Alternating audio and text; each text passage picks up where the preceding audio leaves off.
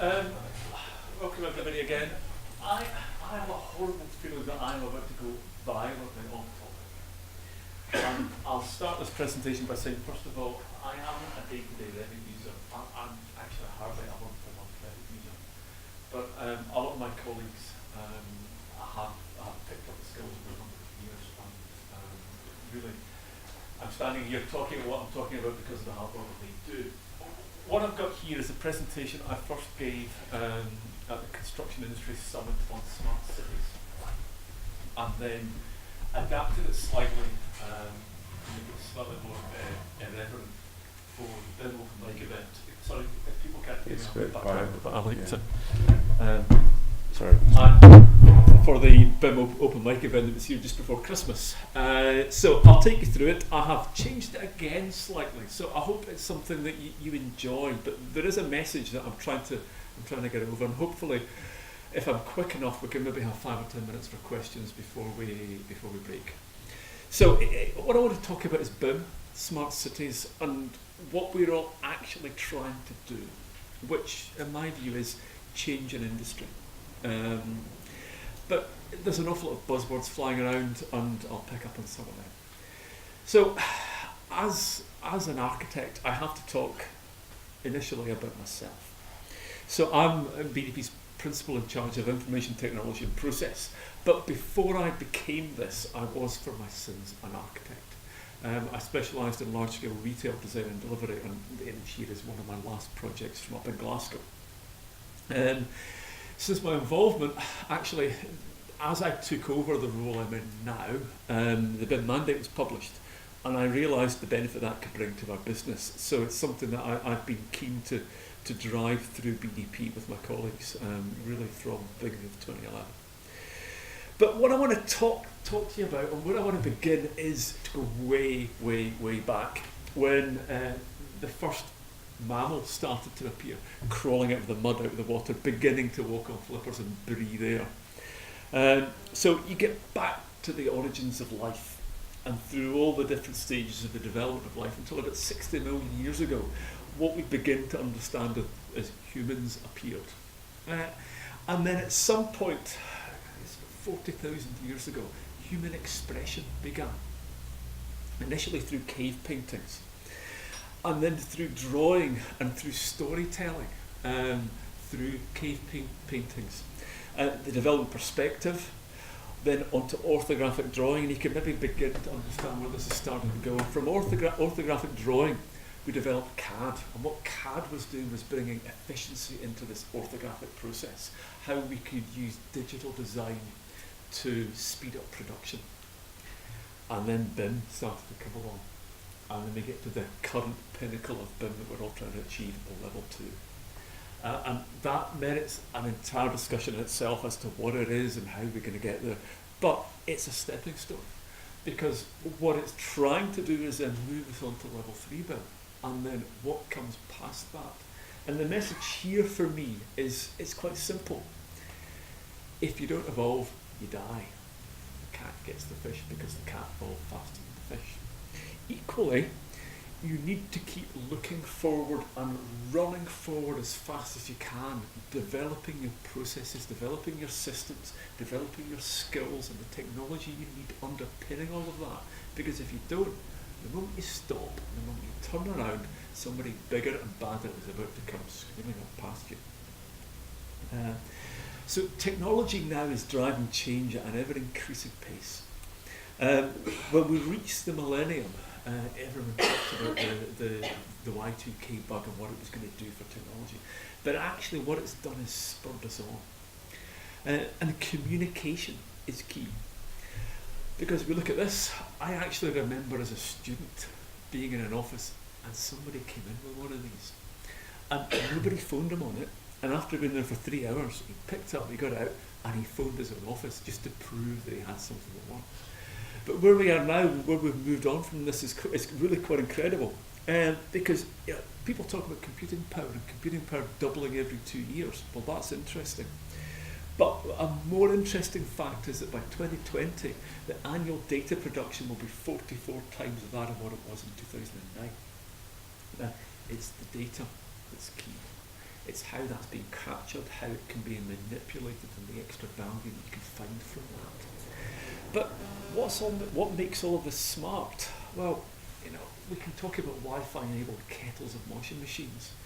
And when I first gave this presentation, I said, well, actually, where's the value in all of that? Subsequently, well, where's the risk in all of that? Because if you read the press and understand some of the most recent cyber attacks, they've relied on what are actually relatively unintelligent things put into really dumb objects, and they've been used against us all. But there has to be a point where there can be value derived. I don't think it's in a tumble dryer. I don't want my tumble dryer to tell some big corporation it's about to break down and charge me an arm length to get it fixed. What I want to do is know it's broken, go to the little man at the end of the street who can come out and fix it and keep his livelihood going. But that's an entirely different argument. Value and benefit can be derived from many different, as yet undefined areas, but it's all about the data. And then we come on to the smartphone. Well, I would imagine everybody in the room's got one of these. Hands up if you've not. And what's interesting about this now, what's becoming most interesting is, at the moment, it's the way that we consume information. But increasingly, it's becoming the means of us adding to this ever-increasing pool of data by our active and also passive use of the device. So my phone now, it's really quite spooky. I'll get in my car to drive home and it automatically knows where I am, it looks at traffic and it tells me how long I should take to get home.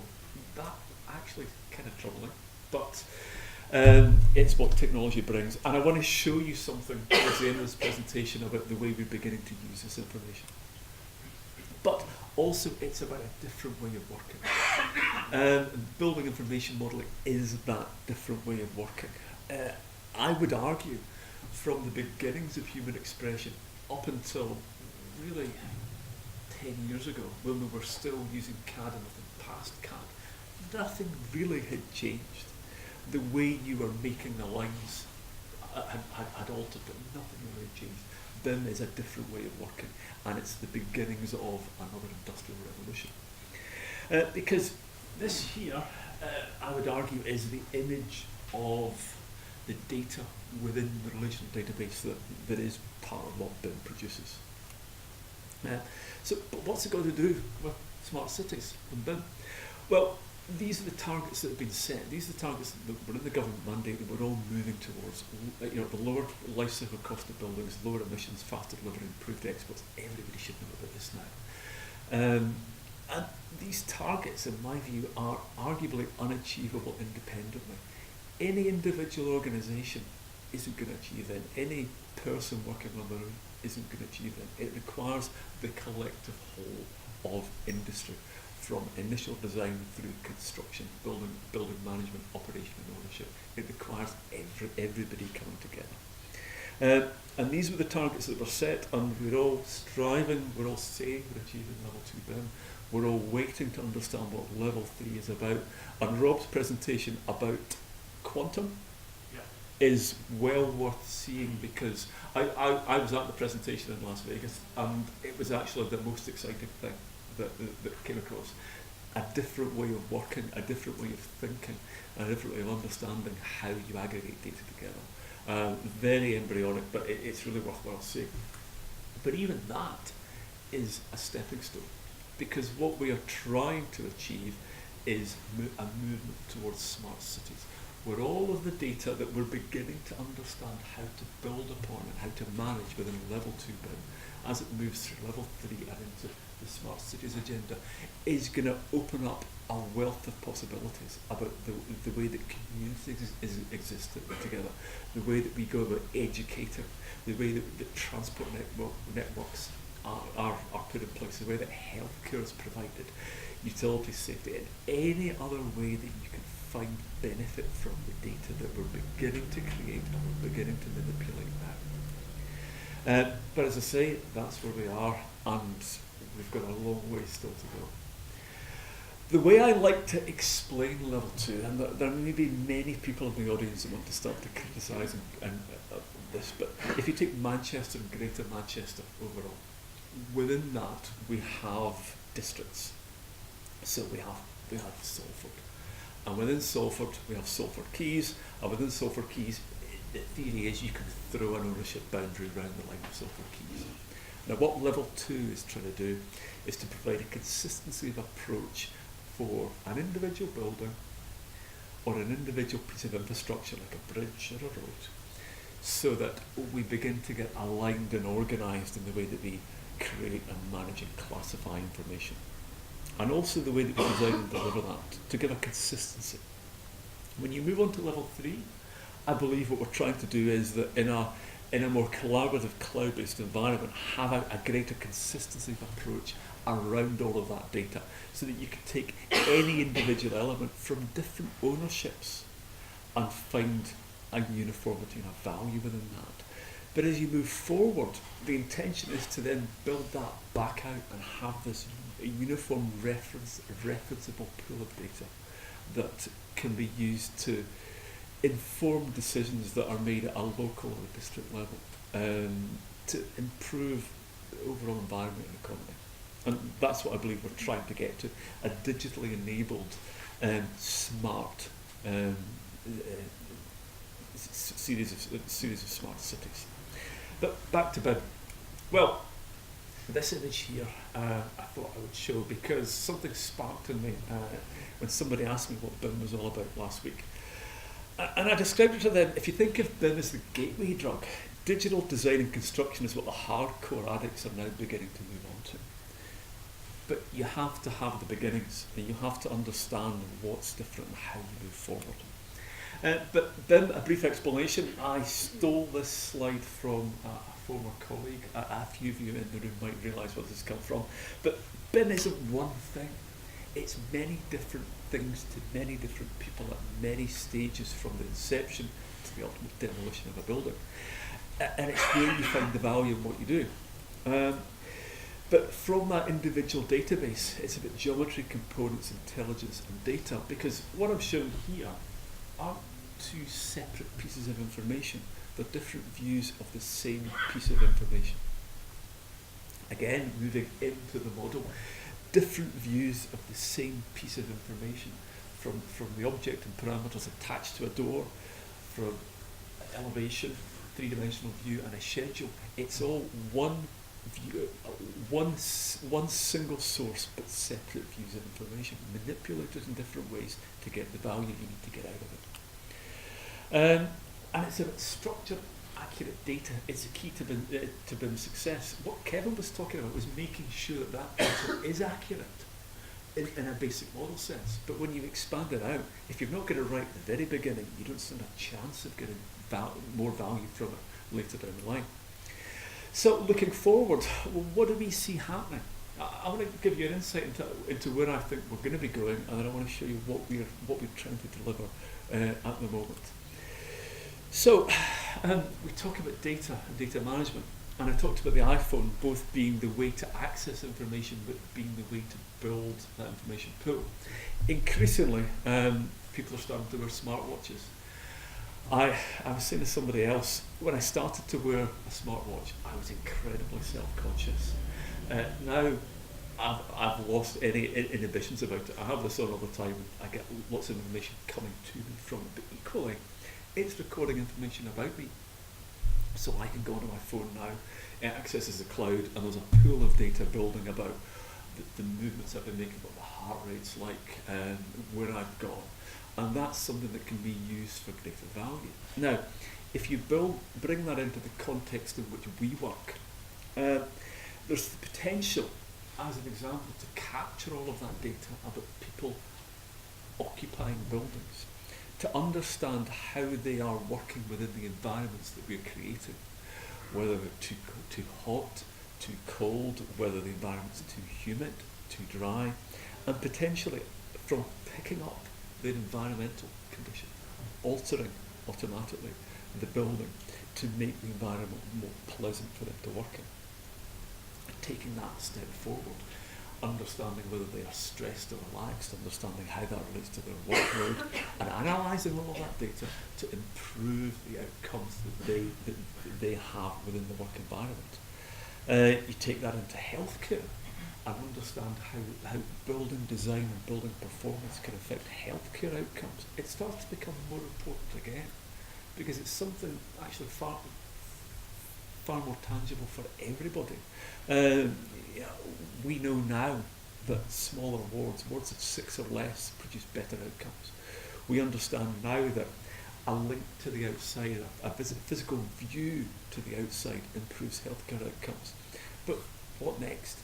And again, being able to access data and assess from various different environments and various different outcomes to inform future design decisions. That's important. That's where I believe we're beginning to go. Equally with education, understanding better learning outcomes.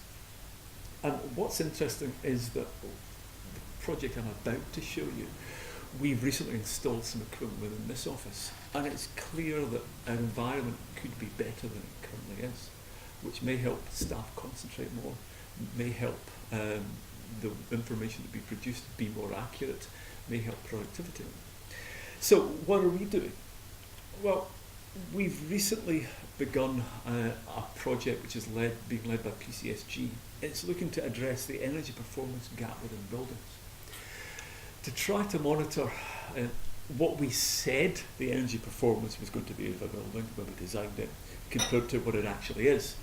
Because anecdotally it's suggested that there's a 3.5 times more energy being used within the operation of any building than was actually predicted. So we want to try and prove that. We want to find a way of empowering building occupants, and we want to find a way of changing their behaviour as well, because sometimes a slight change in behaviour can bring a significant benefit. So this building here that we're currently sitting in, for those of you that don't know, BDP designed this. Architecture, structural, building services, engineering, it was all done in-house. It was built and we now occupy it. So we are eating our own dog food. Come to say, there were certain things that happened when this building was designed, certain value engineering issues that I think are now about to come back to haunt us, or at least now we're going to have to try and address. So what we're looking to do is to take one floor within this floor above us here and look to monitor a number of different aspects to understand how it's working, to link external conditions, BMS, and current environmental conditions within the floor plates. So what we've done in Revit is take the floor plate, and this is something else, because what we're doing is picking up information from our wireless network. What I want to show you is, get this to play correctly, is this, which is a plan of the floor plate. Each of the green spots is a wireless hotspot, and what you're looking at is people movement across the space based on their wireless devices registering against these hotspots. Anything that's a dark blue spot, people are sending and receiving data through that wireless network. Anything that's a pale blue spot, we know they've connected, we know who they are, but they're not taking they're not taking information to and from. So even with this, we can begin to see the movement patterns across the floor plate and how people are interacting with one another. So again, down to the smartphone, that feedback. We're zoning the building, and what we're doing is taking the general floor plate and 2 meeting rooms, and we've put environmental monitors in there. So we're looking at temperature, we're looking at air pressure, we're looking at CO2 levels, and within the big space as well, we're also picking up noise. And we're aggregating all of that data across these spaces and tying it into the users. We're also providing a group of users with an iPhone app that's going to allow them to identify how they feel within that space at any point in time. Bring this all together and see whether we can find trends that will allow us to improve user perception and improve the way the building is beginning to operate.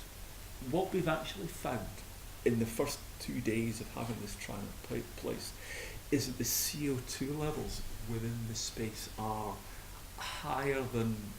slightly higher than average. if you look for an 800 to 1,000 parts per million as a good, comfortable level, actually we're hitting 1,500 parts per million at certain points in the day. And we open a window, we open a vent, fresh air comes in and everyone feels better. But that's a manual intervention. What we need to do is figure out how we can make that automated. Because, sorry, these are where we put the sensors. Because what we're looking to do is to move away from this perception or this perception to have a happy workforce. Ultimately, we want to prove the design work that we've done and take this back out to clients and say, well, look, here, we've eaten the dog food, we've figured out how it works, and we can demonstrate to you how to make things better. But it's all about taking that data, understanding how it relates, and finding patterns and finding benefit within it. Because, again, it's about improving that overall environmental condition, having a data-driven, smart, more certain future. And that's really all I have to say. I appreciate that it isn't quite Revit focused and Revit centred, but it's where we are beginning to look to take our Revit and our BIM journey next. Thank you.